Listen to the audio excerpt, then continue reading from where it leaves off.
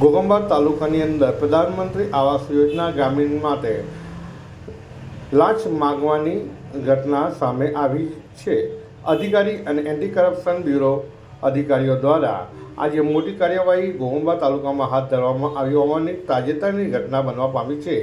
તાજેતરમાં પીએમ આવાસ યોજના ગ્રામીણ માટે દરખાસ્તો તૈયાર કરવામાં આવી રહી હતી, ત્યારે આ પ્રક્રિયા દરમિયાન ઘોઘંબા આવાસ યોજનામાં કામગીરી કરનારા કર્મચારીઓ દ્વારા લાંચ આપવા બદલ લાભ આપવા માટે લાંચ માગવામાં આવતી રહી હોવાની ફરિયાદોને આધારે આજે એસીબી દ્વારા રંગે હાથ ફરિયાદ મળતા લાંચલુચપત ખાતા દ્વારા એન્ટી કરપ્શન બ્યુરો દ્વારા તે અધિકારીઓને રંગે હાથ ઝડપી પાડવામાં આવ્યા છે.